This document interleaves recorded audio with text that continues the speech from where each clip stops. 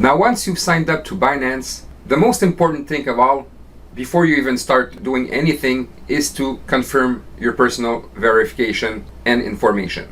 So you will be requested to go in identification. It will bring you to this page. From there, you will need to submit your basic information and get verified. And then you will be prompted to provide government identification and facial verification. Once you've completed those steps, you can move on to the next part of the training. I don't think that you need to withdraw $200,000 daily, so you don't need the advanced verification. All you need is the basic and the intermediate. Please move on to the next part of the training. So the first thing you should be doing when you open your Binance account, whether it's Binance US or Binance.com, is to go in security and do your settings. Now, the most important ones you need to take care of is the Google authentication. The Google authentication, you just need to go on your mobile phone in your app section and download the Google authentication tool. And then you just follow the instructions that are here. It's very simple to do. And then you want to do the same thing for your SMS authentication. So basically, you're going to have a code that goes to your Binance, to your phone. So this will add an extra layer of security. As for the email address, especially if you're going to be using money wires or electronic wires or bank transfers, call it what you want, I would suggest you use the same email that you use with your bank. And last but not least is the anti-phishing code. So this will add an extra layer of protection within your email messages. So every time that Binance will send you an email message, you will see your anti-phishing code on it. So this will allow you to identify that this is truly a Binance email and not some phishing fake email you're getting. So that adds another layer of security. So once you've added your Google authentication, your SMS authentication, and your anti-phishing code, and made sure that your email address matches your bank email, then you're ready to start buying crypto. Please move on to the next part of the training. Okay, so for you to be able to buy coins, you're going to need to convert your country's fiat into one of these following coins here. But most people use USDT coins. The USDT is what we call a stable coin. It's the closest one to the US dollar. So if you want to trade $1 for $1, for example, USDT is your best alternative. Now, in order to buy crypto, all you need to do is click the Buy Crypto tab. You could buy with credit card in some countries, not all of them. But if you cannot buy with your credit card, most of the time you could do it through P2P trading. So P2P trading is bank transfers basically. So me personally, I'm in Canada, so I use the P2P trading. So once I click here, basically, I make sure that I'm in USDT. I select my country's currency. I enter the amount of money. So for example, I could want to buy $1,000 Canadian and convert it to USDTs. And the payment option in my case is Interact Transfer. It's basically a bank transfer.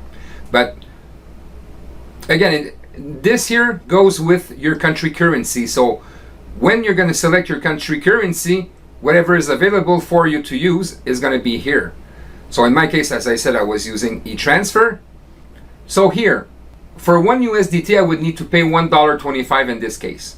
Now, just so you understand here, if I buy for $1,000 and the seller has over $1,000 available, then you're good to go. You can select that seller. But you'll notice here that the balance is lower. It's 404 USDTs is about $500 Canadian. So you wouldn't be able to buy USDTs from this guy in this case because he sold a lot of his inventory already. Okay, so you need to find somebody that has more than what you want to buy, obviously. So the second thing you want to check is the completion percentage. See, this guy doesn't complete his transaction most of the time, so that means that you're just wasting time. So you want to look for people that have above 90%.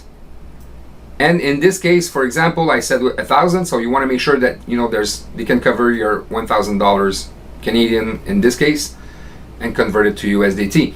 So here, this guy made 120 orders and 100% completion. So he would be somebody that is trustworthy. So In this case, I would select this guy and go and buy my USDTs.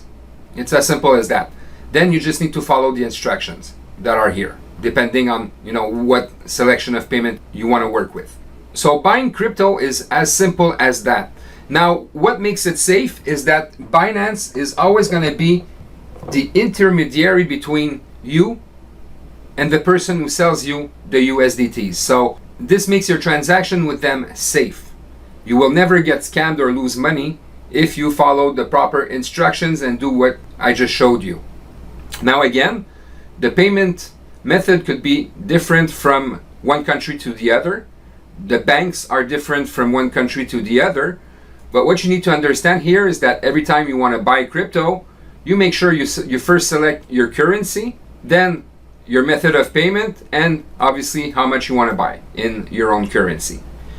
And from there, you just need to follow the instructions. So it's as simple as that to buy crypto. And when you're going to have USDT, that's when you're going to be able to buy coins. And I'm going to show that to you in the next video. Please move on to the next part of the training. Now, I just wanted to show you how easy it is to buy coins when you have USDTs. So all you need to do is go in Markets, then click Fiat Markets, select USDT, and from there, you have your coins that you could buy. There's a ton of them.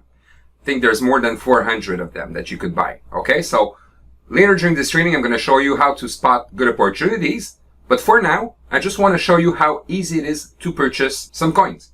So let's say, for example, I want to buy Bitcoin. I just need to click on this. It's going to open the price chart. And here, I can buy. Now, you can buy with a limit, or you could buy at market price.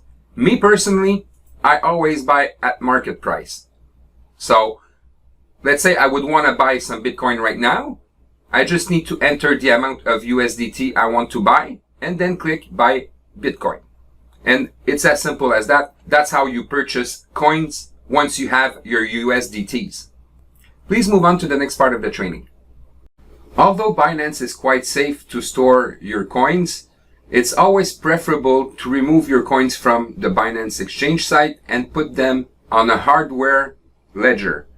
So the one that I use is Ledger Nano X because this is not hosted on any website. It's basically a key that holds your information. So like that, nobody can hack you, right? So the one that I use is Nano X, but I also use Trezor. Now Trezor is a little bit more expensive. So if you want something reliable and that doesn't cost too much, I suggest you go with the Nano X Ledger. If you have the budget to buy Trezor, then buy the Trezor one. But what's important here is that you store your coins on a hardware ledger or hardware wallet, call it what you want. Like that, you're sure that nobody's going to be able to steal your coins from you. And I'm going to make you an example. Let's say you buy, I don't know, Ethereum for $2,000 or $4,000 whenever you buy it. And from that point, it skyrockets to $40,000. So your one coin would be worth $40,000. Now, it would be really a shame that you get that coin stolen for XYZ reason, right? So to play it safe, you always want to store your most valuable coins on a hardware ledger. Like that, nobody can steal them from you. Obviously, this is not something that's necessary. You could always leave your coins in Binance, but there's always a risk that Binance gets hacked one day, and it would be really a shame that you lose your coin over this. And especially, if ever there were to be a hack, it's going to be when coins are going to be at their highest, right? So to play it safe, I really recommend that you use a hardware ledger like Nano X or like Trezor. Please move on to the next part of the training.